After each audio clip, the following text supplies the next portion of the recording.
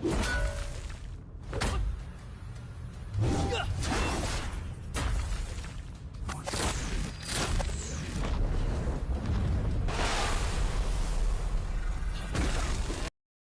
datang sahabatku, dimanapun berada. Kali ini, saya akan membahas alur cerita, Battle Through the Heavens versi novel di ranah Kaisar Dewa.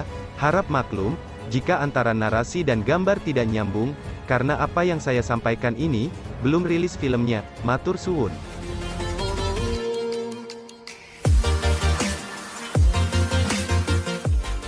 Pegunungan Warcraft yang awalnya damai di luar Kinceng langsung menjadi semarak.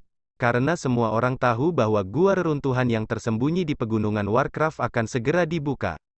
Mari kita berhenti di sini sebentar dan membeli jatah untuk Xiao Yi, kata seorang pria dengan penggaris gelap dan berat di punggungnya.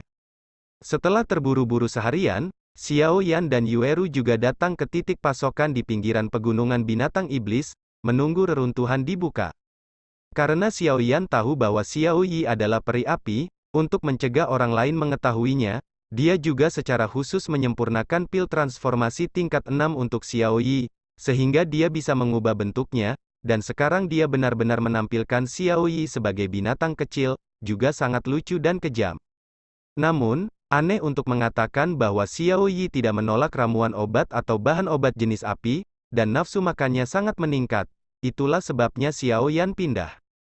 Xiao Yan menangkap Xiao Yi dari bahu. Satu orang dan satu binatang menatap dengan mata besar, dan akhirnya Xiao Yan mengangguk tak berdaya, dan setelah menginstruksikan Yueru, dia berbalik dan pergi ke daerah lain untuk membeli persediaan. Ini adalah titik persediaan di luar pegunungan binatang iblis, banyak obat-obatan penyembuhan dan hal-hal yang diperlukan dapat dibeli.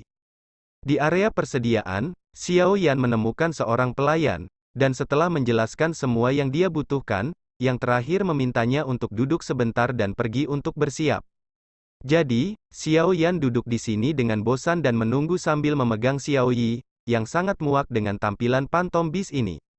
Namun, sambil menunggu, Xiao Yan tiba-tiba melihat tatapan aneh, dan segera berbalik dengan alisnya sedikit berkerut, dan kemudian tertegun sejenak.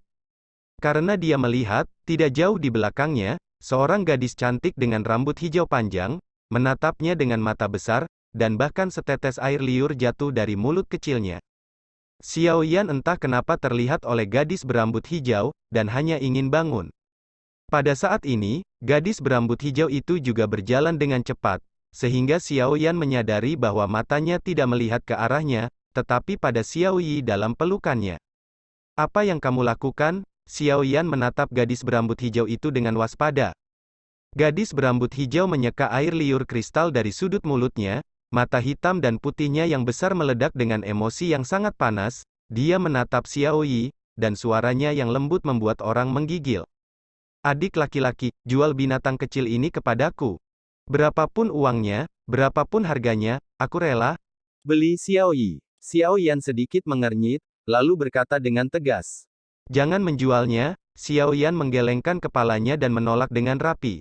Dia tahu betapa kejamnya makhluk kecil ini di tangannya, jadi dia yakin bahwa selama dia berani mengangguk, binatang kecil ini akan menamparnya langsung dengan satu kaki dan menamparnya hidup-hidup.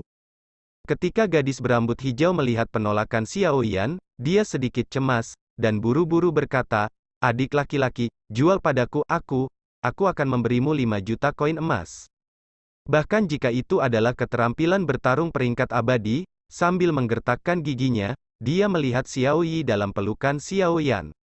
Dia menatap tajam ke mata Xiao Yi, seolah-olah dia melihat melalui bentuk hantu secara sekilas, penuh dengan antusiasme yang tak tertandingi, karena orang lain tidak dapat merasakan kekuatan Xiao Yi, tetapi dia memiliki cara unik untuk mengenal Xiao Yi di depannya. Apa binatang kecil yang menakjubkan? 5 juta koin emas. Keterampilan bertarung peringkat abadi. Xiao Yan jelas juga terkejut dengan kemurahan hati gadis di depannya. Anda harus tahu bahwa 5 juta koin emas bukanlah jumlah yang kecil, dan keterampilan bertarung tingkat abadi itu bahkan lebih tak ternilai harganya. Xiao Yan dengan hati-hati melihat gadis di depannya, dari mata panik gadis berambut hijau itu, jelas bahwa dia tidak berbicara besar, tetapi dia benar-benar dapat menghasilkan uang dalam jumlah besar ini. Tapi Xiao Yan masih menolak, "Jangan lapar. Hanya karena Xiao Yi telah bersamanya begitu lama, itu sudah menjadi persaudaraan, dan selain itu, Xiao Yi masih memiliki identitas peri api, atau mundur selangkah, dan katakan, Xiao Yi namun, mereka yang memiliki potensi tak terbatas sekarang dapat menyaingi pembangkit tenaga listrik dari 3 bintang Dou di dalam masa pertumbuhan mereka, setelah itu bagus. Dia berulang kali ditolak, dan gadis berambut hijau itu menghentakkan kakinya dengan tergesa-gesa, dahinya yang putih berkeringat dengan tergesa-gesa, dia melihat ke bawah ke tangan kecilnya yang sebersih batu giok, ada pola ringan di bagian belakang tangannya, sekarang pola cahaya ini memancar, sensasi terbakar yang sangat intens. Pola cahaya ini dapat merasakan garis keturunan dari binatang sumber, semakin kuat garis keturunannya, semakin terik pola cahayanya. Dan sensasi terbakar sekarang, bahkan ketika dia mendapatkan Xiao Han, tidak pernah muncul. Dengan kata lain, binatang kecil di depannya, dalam hal garis keturunan, bahkan lebih kuat dari Xiao Han-nya yang memiliki garis keturunan Bing Feng. Baginya, ini hanyalah daya tarik yang tak tertandingi. Xiao Yan melihat pola ini dan tiba-tiba teringat. Teknik transplantasi keluarga Mo di benua Dou Qi adalah mentransfer beberapa benda aneh orang Qi ke dirinya sendiri, seperti mata dan lengan. Dia tidak bisa membantu tetapi menjadi sedikit lebih waspada terhadap wanita di depannya. Dan sepertinya mengerti maksud gadis berambut hijau itu, pakaian di lengannya bergerak, dan kemudian seekor burung biru es muncul dari lehernya dengan kepala burung, dan mata burung itu menatap Zhou Yuan dengan udara yang sangat dingin. Udara di sekitarnya mulai menunjukkan tanda-tanda beku. Dan ketika burung biru es muncul, mata Xiao Yan tiba-tiba membeku, alisnya bergetar, jelas menyadari ancaman yang sangat kuat, dia segera menatap burung biru es dengan ekspresi serius, dan kemudian jelas, itu tidak sederhana. Gadis ini bahkan lebih sulit, mata Xiao Yan waspada, dia mampu membawa binatang kecil yang begitu kuat bersamanya, tampaknya pihak lain bukan orang biasa. Di lengan Xiao Yan, pupil mata hewan Xiao Yi yang menyipit juga terbuka sedikit, menyapu burung biru yang dingin, mulut binatang itu terbuka sedikit, ada lompatan cahaya hitam yang samar, dan raungan rendah keluar dari tenggorokannya. Jelas, itu merasakan permusuhan yang ditunjukkan oleh burung biru es terhadap Xiao Yan. Menghadapi raungan peringatan Xiao Yi, burung biru es itu juga gemetar, ragu-ragu untuk beberapa napas, dan kemudian perlahan-lahan menarik kembali kepalanya. Gadis berambut hijau menatap Xiao Han, terkuat, dia terkejut, wajahnya jatuh. Sepertinya itu tidak akan berhasil, jadi dia menatap Xiao Yan dengan menyedihkan. Xiao Yan melontarkan pikiran di dalam hatinya, membelai Xiao Yi di lengannya, dan akhirnya menggelengkan kepalanya dan berkata, karena kamu bisa melihat betapa luar biasanya itu, kamu juga harus tahu bahwa itu tak ternilai harganya. Aku tidak akan menjualnya, jadi jangan pikirkan itu lagi. Setelah Xiao Yan selesai berbicara, ada juga seorang pelayan yang telah menyiapkan semua barang yang telah dia beli sebelumnya. Jika kamu tidak menjualku, aku akan mengikutimu, gadis di depannya dengan keras kepala berkata kepada Xiao Yan. Xiao Yan juga menemukan gadis yang mengikutinya, dan segera membawa Yueru berkeliling beberapa kali untuk menyingkirkan gadis itu.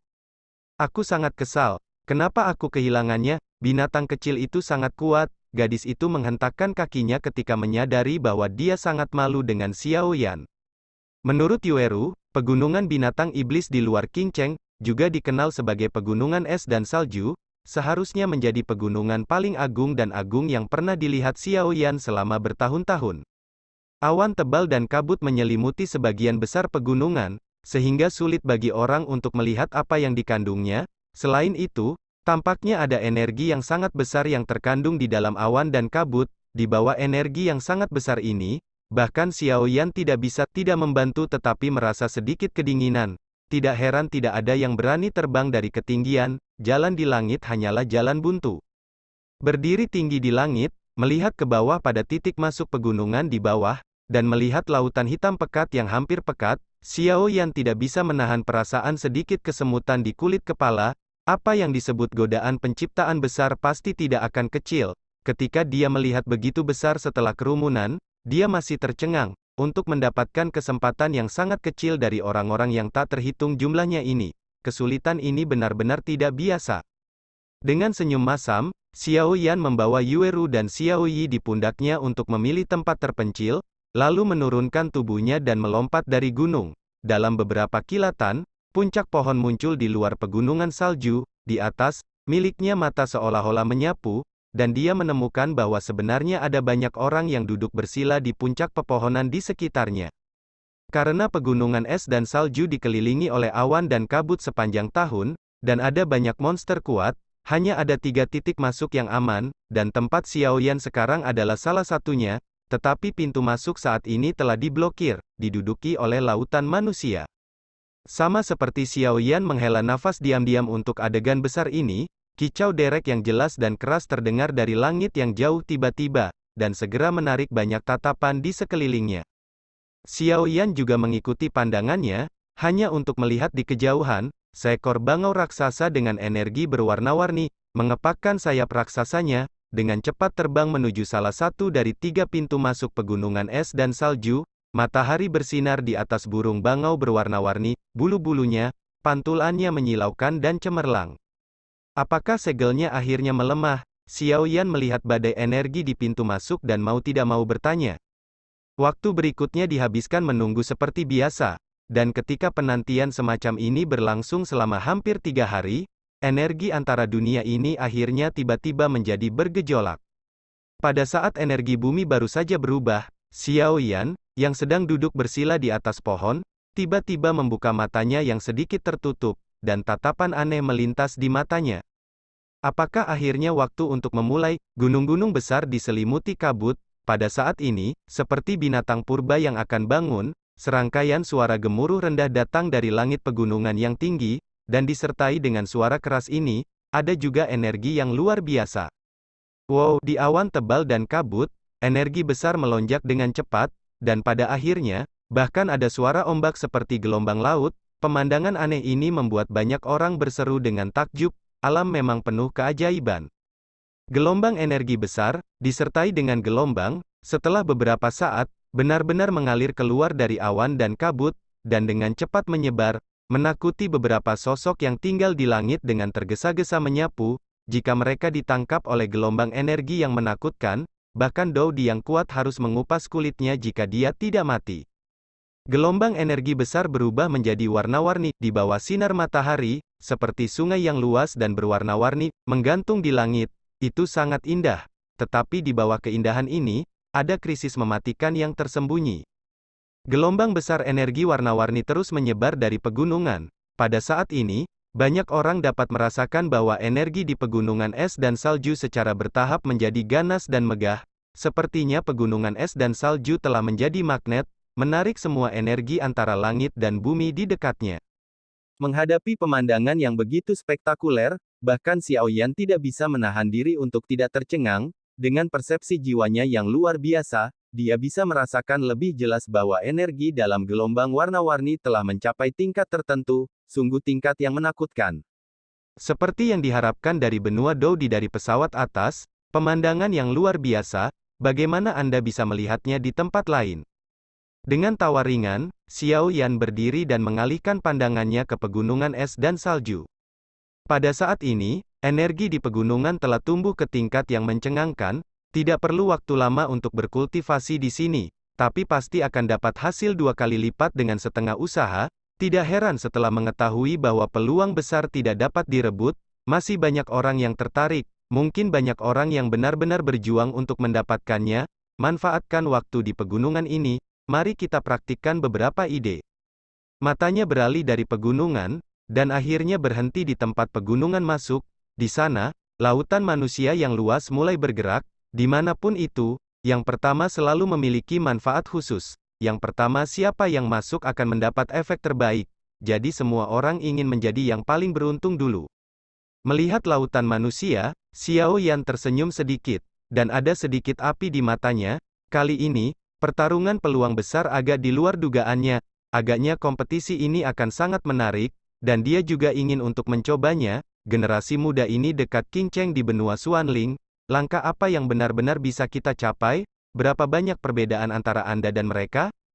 Ledakan, sementara pikiran Xiao Yan berputar, Semburan langkah kaki yang kacau dan keras serta raungan keras tiba-tiba terdengar, dan bahkan ketika dia melihat lautan manusia yang besar, tiba-tiba meraung dan bergerak, berubah menjadi aliran orang, bergegas ke gunung, jangkauan gila-gilaan.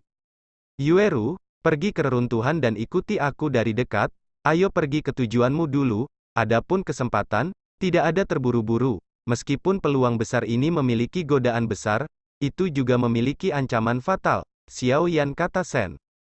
Yueru juga menyadari rencana Xiaoyan, jadi dia tidak bisa menahan diri untuk tidak mengangguk, sedikit tergerak, dan berkata, semuanya terserah padamu. Untuk sementara, seluruh pinggiran pegunungan es dan salju menjadi ganas pada saat ini, karena semua orang yang hadir tahu bahwa apa yang disebut keberuntungan besar akan hilang ketika sudah terlambat, memikirkan surga dan neraka, peluang besar ada tepat di depan Anda, dan mungkin ada daya tarik yang tak tertandingi dari keluarga kerajaan Xuanling, bagaimana mungkin orang-orang yang hadir tidak tergerak olehnya?